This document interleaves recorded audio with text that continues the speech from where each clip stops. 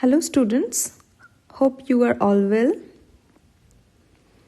Today, as you can see on your screen, I am going to teach you the poem To India, My Native Land, which has been written by Henry Louis Vivian Derozio. Henry Louis Vivian Derozio was born on 18th April 1809 and died on 26 December 1831. He was an Indian poet of English and Portuguese origin, that means an Anglo-Indian poet, and an assistant headmaster of Hindu College, Kolkata. He was a radical thinker of his time and a social reformer as well, and one of the first Indian educators or teachers to disseminate Western learning and science among the young men of Bengal, that means to his students. Long after his death, he was died from cholera. His legacy lived on among his former students, who came to be known as Young Bengal, and many of whom became prominent in social reform, law and journalism. Okay. He was born at Entali, Padmapukur in Kolkata. His parents were Francis Derozio, a Christian Indo-Portuguese office worker, and Sophia Johnson Derozio, an English woman. His original family name was Derozio, which gradually was transformed to Derozio. Derozio attended David Drummond Dharmatola Academy School from his age of 6 to 14. He later praised his early schooling for its liberal approach to education and particularly its unusual choice to teach Indian, Eurasian and European children from different social classes together as peers. So he got the opportunity to mingle up with the Indian students and the European children as well, and he himself was an Anglo-Indian. Derozio's later religious skepticism is sometimes attributed to David Drummond, who was known as a free thinker. He had a great influence on Derozio. So, David Drummond was the headmaster and the founder of the Dharmatola Academy, in which school Derozio was a student, and David Drummond taught him to think rationally, which was his motivation in life. Derozio was a successful student. Notices in the India Gazette and the Calcutta Journal at the time mentioned Derozio's academic excellence and successful performances in student plays. So he was not only a very good student, a meritorious student, he was also a successful performer during his school days. While a student, he read the poetry of his contemporaries John Keats, Percy Shelley and Lord Byron. You are accustomed to these names. These are the names of romantic English poets of romantic poetry from England. At age 14, Derozio left school to work. He initially joined his father's office in Kolkata and then shifted to his uncle's indigo factory in Bhagalpur. And there, inspired by the scenic beauty of the river Ganges, he started writing poetry during his stay in Bhagalpur, and he submitted those to India Gazette. India Gazette was a famous journal at that time, newspaper. His poetic career began to flourish and he achieved the status of a very famous poet during his studenthood, while poems published in multiple newspapers and periodicals. Okay. And when he was 18 years old, the editor John Grant took notice of his poetry. John Grant was the editor of the Indian Gazette, and he noticed the increasing fame of Derozio as a poet, and he offered him to publish a book of his work and inviting him to return to Kolkata. So he soon became an assistant editor for Grant, as well as publishing in several other periodicals and magazines, and founding his own newspaper, the Calcutta Gazette. So he became very inspired from John Grant's works, and he founded his new newspaper, his own newspaper, that was named the Calcutta Gazette. At the age of 17, he was appointed a teacher in English literature and history at the New Hindu College in Kolkata. So you can imagine, in the age of 17, how young he was. He became a teacher of Hindu college. So he was such a brilliant and meritorious student that the college committee decided to appoint him as a teacher. He organized debates where ideas and social norms were freely debated. In 1828, he motivated students to form a literary and debating club, and the name of the club was Academic Association. And this was a time when Hindu society in Bengal was undergoing considerable turmoil because of the social change. In 1828, Raja Ram Mohan Roy established the Brahmo Samaj, which kept Hindu ideals but denied idolatry, as you know. This resulted in a backlash within Orthodox Hindu society. So, the Orthodox Hindu society was divided in two parts. Some remained sticking to the Orthodox Hindu society, and some of them changed their religion to Brahmoism. They became Brahmos. Derozio helped discuss the ideas for social change already in the air. Despite his youth, he was considered a great scholar and a radical thinker. Within a short period, he drew around him a group of intelligent boys in Hindu college. So, some of his brilliant students were very much inclined to him. They liked him and admired him as a teacher, and he kind of formed a group in the Hindu college who strictly followed their teacher Derozio. And not only that, his teachings inspired the development of the spirit of liberty, equality and freedom. He believed in liberty and freedom, and he was against any kind of independence, whether it is physical or mental dependence, and he believed in independence and freedom. They also tried to remove social evils and improve the condition of women and peasants. So, he fought for the rights of women and peasants in Bengal and promote liberty through freedom of the press, trial by jury and so on. So, he was basically a social activist from every aspect. His activities brought about the intellectual revolution in Bengal, which revolution is known as the Young Bengal movement, and this revolution took place by his students, his group of students who were known as Young Bengals or Derozians, you can say. Okay.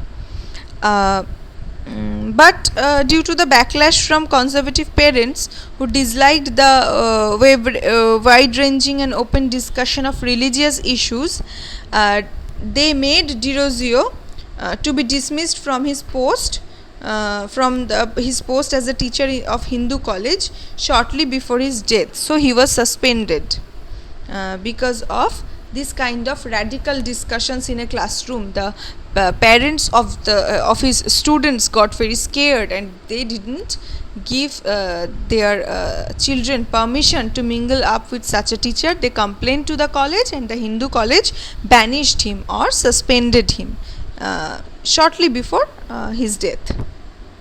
And he died of cholera at the age of 22. He was very young when he died. And in this very short span of life, he had did remarkable work in to the improvement of Bengal society and to the improvement of the students of Hindu college. So he is considered as a remarkable teacher and a social reformer with huge impact in West Bengal, though he lived only 22 years. Such a short span of life he enjoyed.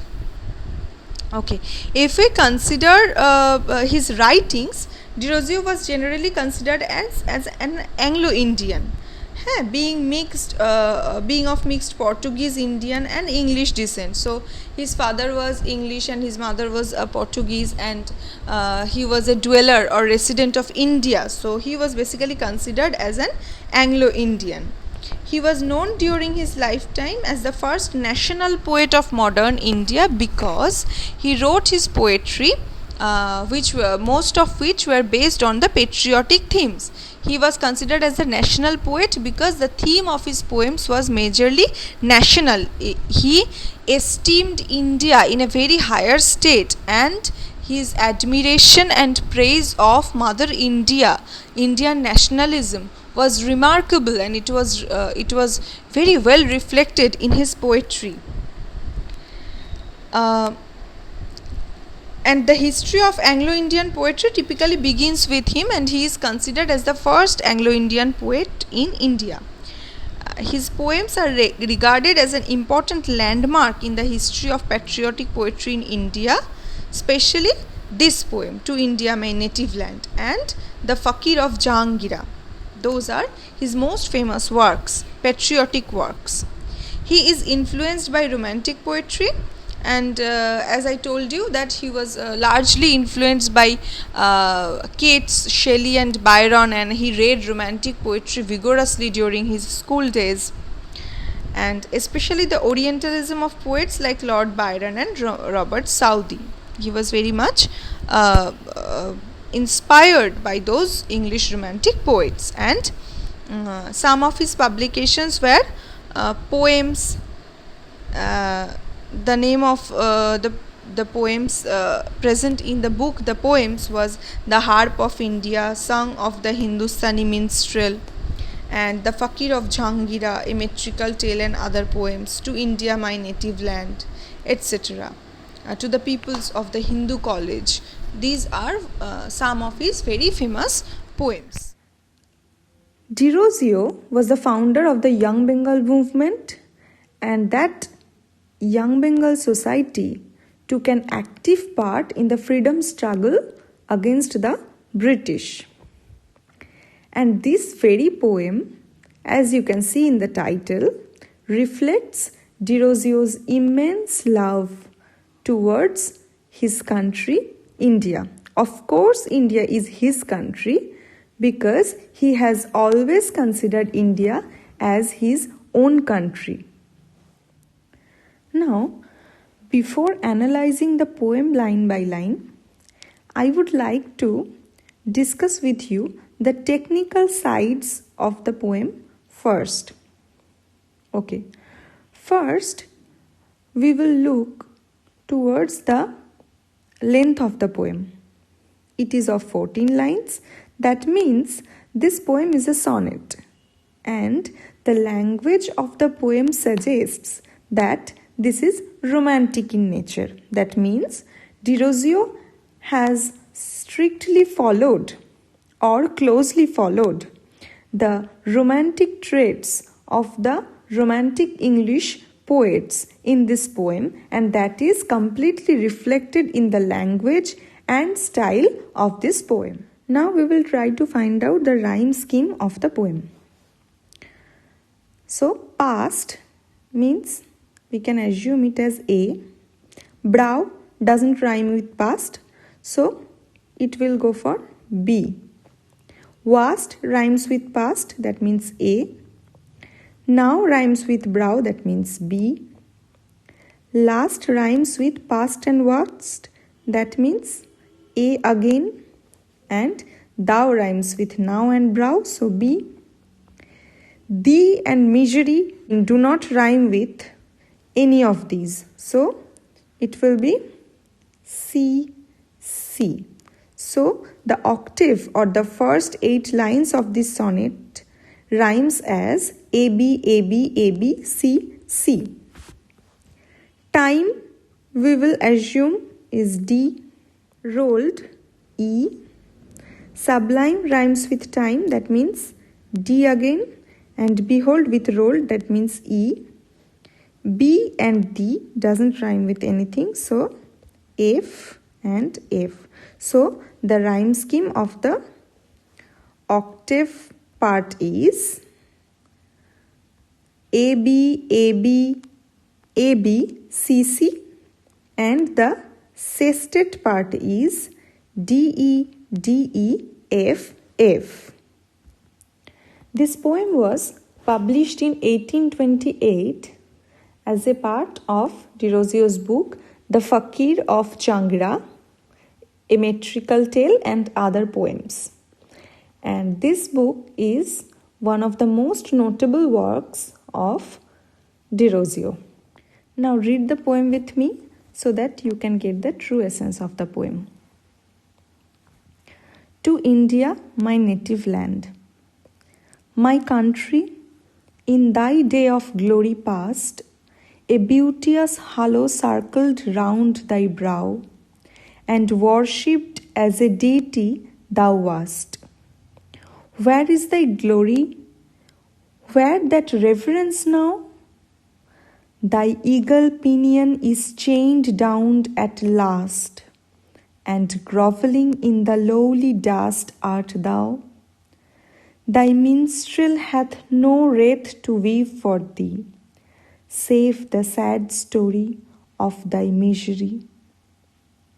Well, let me dive into the depths of time, and bring from out the ages that have rolled a few small fragments of those wrecks sublime, which human eyes may never more behold, and let the guerdon of my labor be, my fallen country, one kind wish from thee.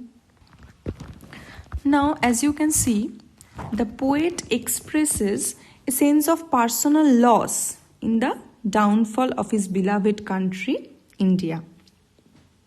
He is directly addressing the country. That means the poem is totally personal in nature.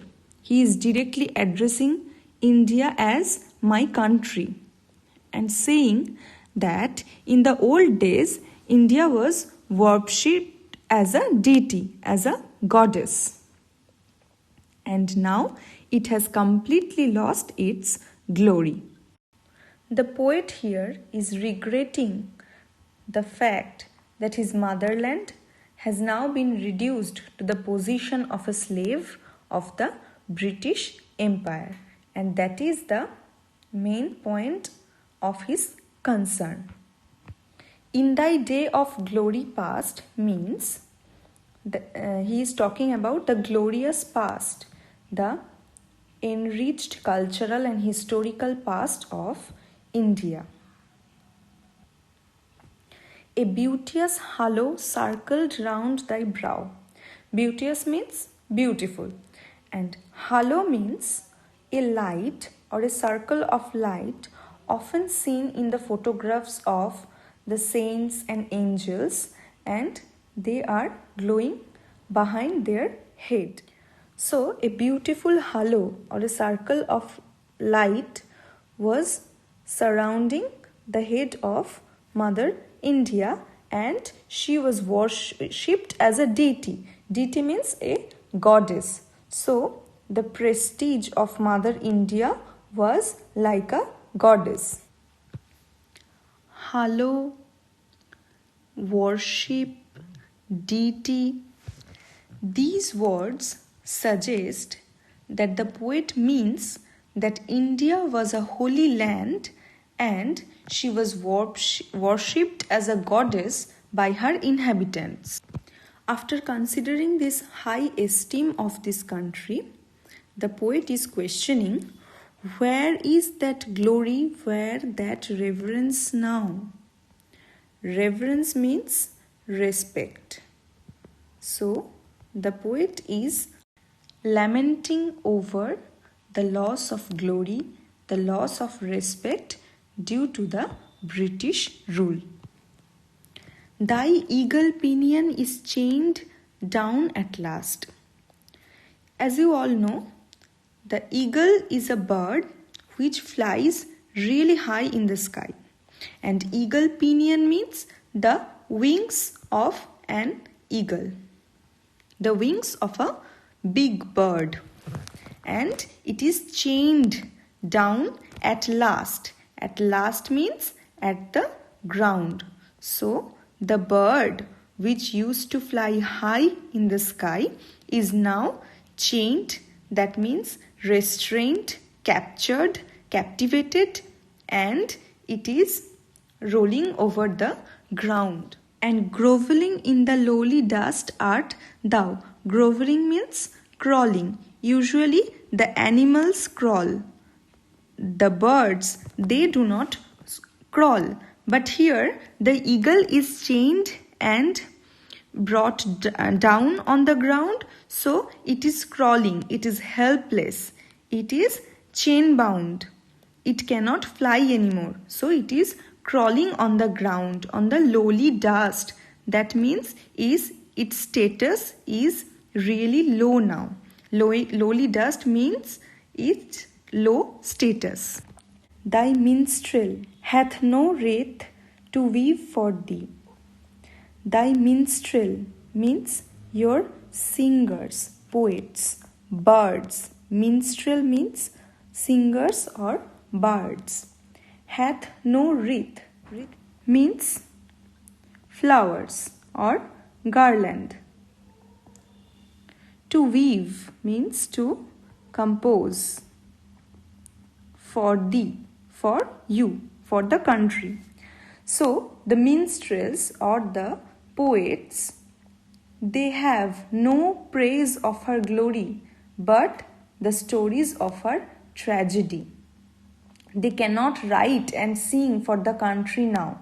They cannot praise the country now because it has lost its high esteem, its previous glorious status, and there is nothing left depending on which the minstrels or the birds can write the glorious poems praising the country. Save the sad story of thy misery. Save means accept. Accept the sad story. They have nothing to sing for. Well, let me dive into the depths of time. What is the depths of time? The poet here is suggesting, he is talking about the time flow, the flow of time, the river of time. We often compare time or the flying time with the flow of a river, and he wants to dive. He wants to go to that depths of time. He wants to dive into the pool or the river of time. And what does he want to do? And bring from out the ages that have rolled. The ages that have rolled means the past ages, the time that has gone. And what does he want to bring out from there? A few small fragments of those wrecks sublime, which human eyes may never more behold. And he wants to bring out a few small fragments, that means pieces or parts. And pieces of what? Of those wrecks sublime. Wrecks means something that is damaged, that is destroyed, that is destructed. Sublime means prestigious, something deep, something prestigious, something of extremely high quality. That means the rich past of this country that is damaged, destroyed, destructed, and they are torn apart into fragments, and he wants to bring those fragments out by diving into the depths of time, the pool of time, the river of passing time. He wants to go back to the glorious past and bring back that respect and that status which has been broken into a few small fragments, a few small parts, and cannot be seen by the human eyes anymore. Finally, we have reached the ending couplet, that means the last two lines of the poem, where the poet hopes for the best. He hopes for a brighter future. And what does he hope?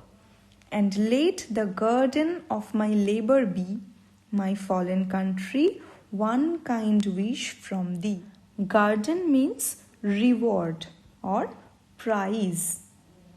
Here the poet wants back the glory, the lost glory of his country as a reward, as a prize of his labor of writing this poem. He wants that glory back soon. He wants his country back with all its previous glory as a reward of his effort of writing poetry.